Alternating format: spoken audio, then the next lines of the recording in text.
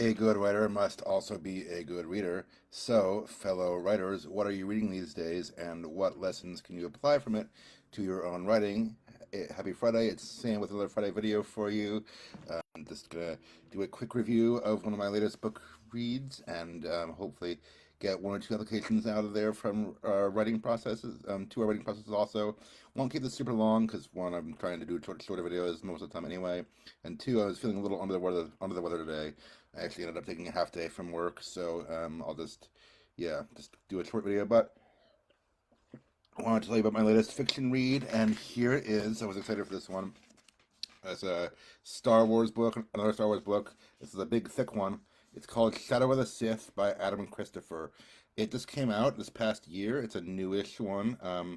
As you can see, it's from the cover. If you're watching the video rather than listening to the podcast later, it's got Luke and Lando. So it's a Luke and Lando adventure, which is kind of cool because those two don't always interact that much necessarily. I mean, Luke. There's been a lot of novels on Luke and some on Lando, but usually Lando's more connected with Han and Chewie and them. So I thought it was a cool idea. I'll tell you a lot about or a few things about why I'd recommend this book, and then I'll get into some specifics. Um, First of all, yeah, it's a Luke and Lando adventure. That's cool. It's also a standalone adventure. People have asked me, since I'm a fan of Star Wars books, like, there's so many books. Where do I get into them? How do I know where to start? This is a standalone.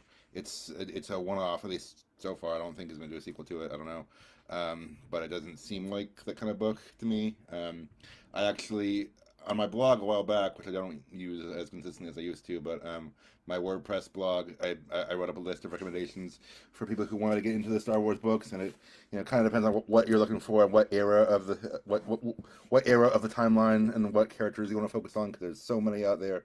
But I even wrote this last year before this book came out, but I knew it was coming out. That and one other one off that I hope to read next month. And I was like, this seems like a cool one-off adventure, and it seems like could be a fun place to start if you just want to break into Star Wars books and see what they're like. And lo and behold, I was correct. Fun one-off adventure. The other thing that's cool about it is it's covering a timeline or a time period that not much has been written on yet. Because if you notice, it's Luke with a beard.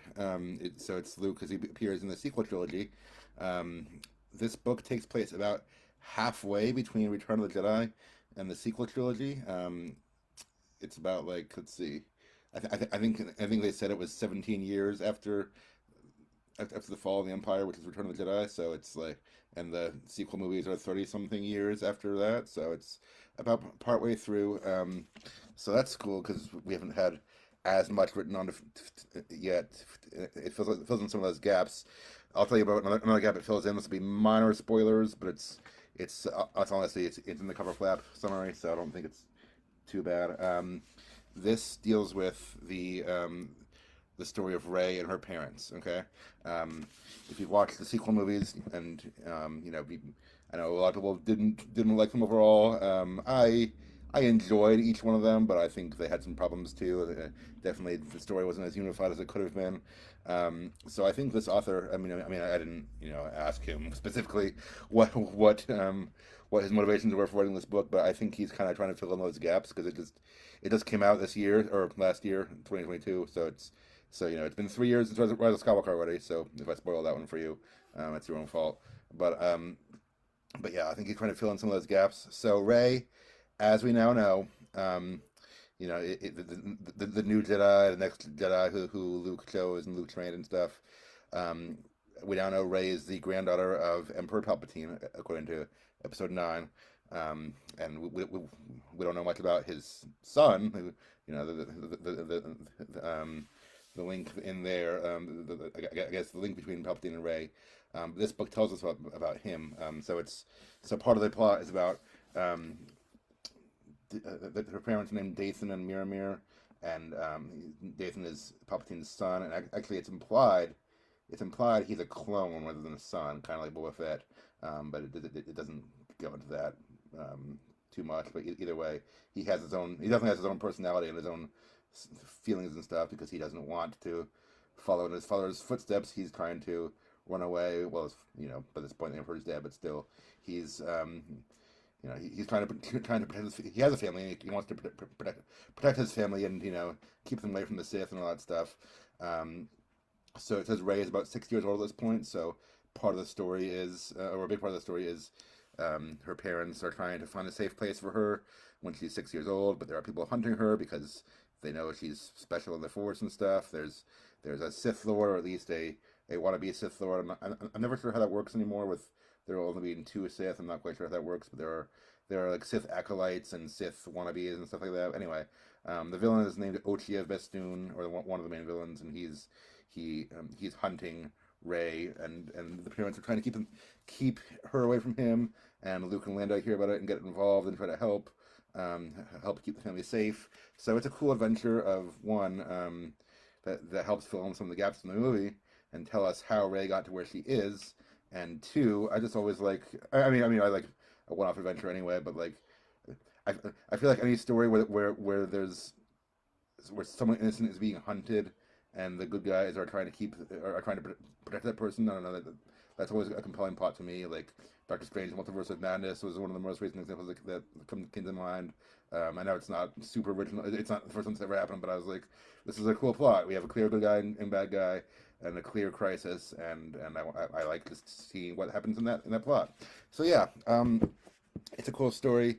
I won't tell. I mean, I just gave you the premise. I won't tell you all that unfolds throughout. I don't know if there's any other huge surprises that would affect the continuity, but still, it's a cool story. It tells the backstory of Rey's parents, why they left her on Jakku, and why they didn't come back for her. Um, I won't say much after this, but I mean, this is also a slight spoiler, but you probably guessed. Rey's parents may not make it out of this one. So anyway, because we know they aren't around in the later movies. So anyway, um, but yeah, so that happens, um, and it's just so a fun story, fun action story, that helps fill in the gaps. And I guess what I think is cool about it is one, we haven't seen much. We haven't seen much, in the era between Return of the Jedi and The Force Awakens.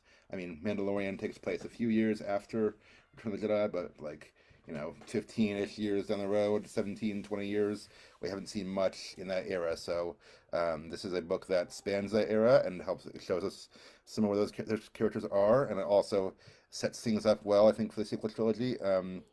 Again, I liked the sequel movies all on their own, but they had some problems. They had some lack of development. I think. We could spend a lot more time talking about what the problems were, but one of my issues was, the not a unified story, and the kind of the world wasn't really developed. It felt like they were trying to just kind of um, repeat A New Hope without really telling us what the galaxy was like at that time much. So this one helps set up for that, helps flesh out things a little bit.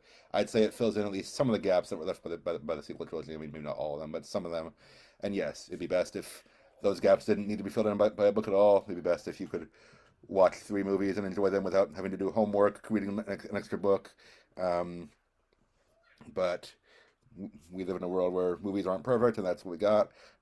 So for anyone who likes the sequels, or even if you were dissatisfied with the sequels and want a Luke adventure, I recommend this book. That's the other thing. People didn't like how Luke was portrayed in the sequels, which again, if you have an opinion about that, there you go. But here he's still, I'd say, I mean, he's the heroic Jedi Knight we were all hoping to see. If you didn't like him being kind of the grumpy old mentor in The Last Jedi, here he is, the heroic Jedi Knight on a quest to save a young girl, and it's a cool story. So check this one out.